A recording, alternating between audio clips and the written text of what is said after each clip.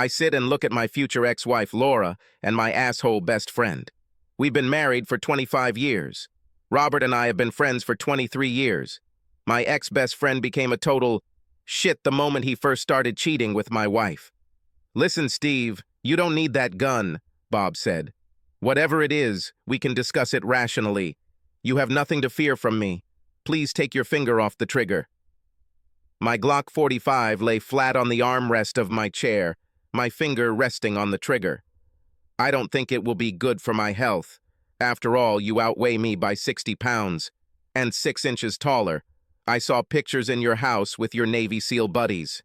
You can break my neck in about 20 seconds. No thanks. I think we'd better sit here until Carol comes. She dropped your youngest off at softball practice, and will be here soon." "Listen, Steve," said my cheating wife, Laura. "I don't know what you think is going on. I demand that you stop this right now, or I will." "What will you do, Laura?" I waved the pistol. "If you stand up, I'll start shooting. And if you get up, Bob, I will also start shooting. Why don't we just sit here in silence? And while we're at it, I bet that if you two really think about it, maybe you can find in the depths of your piece of Z brains what it all means. Now, why don't we sit here and play a quit game? The first one to tell everything will remain intact, and the other will be finished." The two sat stunned. I just stared at them as they started sweating and squirming back and forth on the couch. I began to remember better days when Laura and I first met. Fuck this. Who cares? What's important now is one small comment a few months ago that got me thinking. Carol and Bob were at a barbecue on Saturday afternoon when Laura came over with a couple of cold beers. She handed them to Yus and said, "For my husbands." I spit the beer out of my nose when she said that. Bob just grinned. "What was it?" I asked. "Steve, I have 3 husbands." Quickly recovering, she giggled and said, "I have a husband at work, a husband at the car depot, and a husband whom I really love. It's you, Steve." I laughed, and she kissed me, running her tongue down my throat. She had never done this before. My stomach knotted. I started paying attention to the two of them, and nothing. I mean, I didn't see anything unusual. I started checking security systems and records in the cloud. I pulled out years of archival records stored in the archives, and nothing. Could they have done this years before we had CCTV cameras? But she said husbands, as if she meant the real thing. Over the next few months, I went through phone logs and all the emails on her computer and phone going back to last year. Nothing.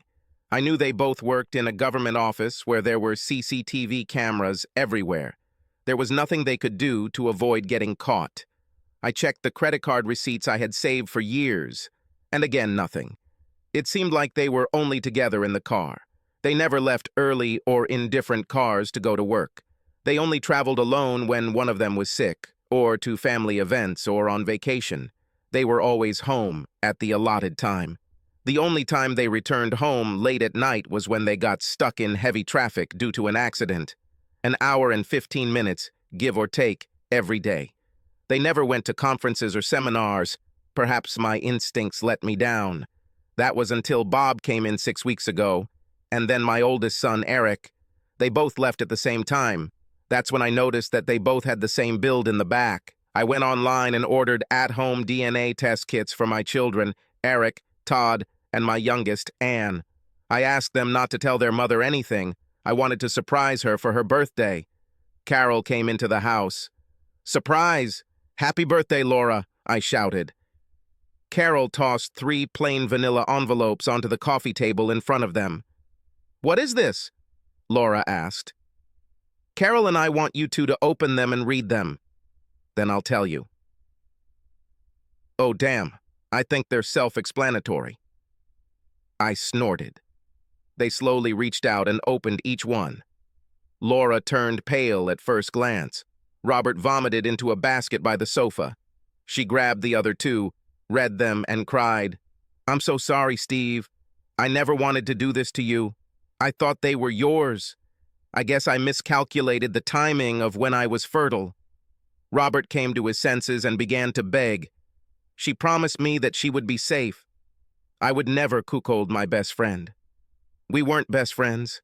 I bet you both enjoyed making Carol and I look like fools. I'm not going to shoot you or try to fire you from your job. We are going to divorce you. If I fired you, Laura, I would have to pay you child support. I will keep my pension, and you will keep yours. We will divide everything else in half. I took all our investments and put them into Anne's college trust fund. I canceled all joint credit accounts after I paid them off. I took half the remaining money and put it in a separate bank account. We will put the house up for sale. All the pleasant memories I had of this place were nothing more than a facade. I have already rented an apartment on the other side of the city, as far away from you two as possible. This morning I told the children that I am not their father, but just a stupid man who was used by you two. I don't think they're very happy with you. Anne says she will move in with me when she finishes school in 2 months. She doesn't want to talk to you, Laura. I haven't said a single disparaging word about you. So you'll have to give her time. Please, Steve, Laura begged. I love you, I always have and always will. I just made a mistake in my cycle. I chuckled and shook my head. Laura, I don't think you really believe the bullshit you're trying to sell me. There's an old saying in the Bronx, shit has a sound of its own. I really love you. I want to grow old with our grandchildren and watch them be born, she cried. Trying not to shoot at her, I answered, Laura, there's one problem. You and I will not have children for you to look at. As it turns out, I will never have our grandchildren to look up to. You can watch them with Bob. She started crying again and said, I'm so sorry. I never wanted to do this to you. I looked at Bob, and tears started running down his cheeks. He tried to wipe them off before they fell into his lap. Carol came over and began to reassure. Bob, I talked to all your former SEAL team members and told them how you betrayed your naval code of conduct. Not military law, but a code of relations between the Marines themselves. I told them how you had sex with your best friend's wife and betrayed him and me for the last 23 years. The email says, you are persona non grata to them. I'm sure they will call you personally. As far as you and I are concerned, it's all over between us. Now I don't have to do housework. I will receive alimony for the rest of my life, or until I get married again. You know, I will never marry again. I'll just bring men to my house and have sex with them in a bed that you pay for. I've already asked my lawyer to block our financial accounts. We will receive benefits until the divorce is finalized. I'm going to take everything we have. I'm sure my lawyer will crucify you both for what you two did to us. And I will make sure that I play my role in front of the jury as the wronged wife who wasted 23 years of her life on you. The good news is that I sent the DNA information to your parents, Bob. They are thrilled to have 3 more grandchildren. But Laura, I can't say the same about Steve's family. They were absolutely heartbroken that they would never have grandchildren. Laura slid off the sofa, crying in despair. I waved the gun at Bob. Help her up, Bob. Put her back on the sofa. He took her in his arms and sat down next to her, holding her so that she wouldn't slip back to the floor. A man entered the room and asked, Are you Mr. Robert Watkins? Yes, Bob answered. You've been served. He turned to Laura. Mrs. Laura Foster? She just shook her head. He placed the envelope on her lap and took a photo. You have been served. He turned and walked away. Bob, Carol said, this package contains a restraining order against you. You have 2 hours to pack your things and get out of the house. I'm not afraid of you as such, but I don't want to deal with you. I'll have it removed so you can see the children.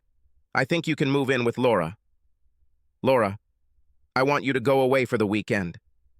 I'll finish packing and leave on Sunday morning and you can go home, I told her. Damn it. Just think. You could let Bob move in and you could share everything, not just a ride to work. Laura burst into tears again. Okay, Bob, we give up. Bob looked confused by this statement. I continued to explain.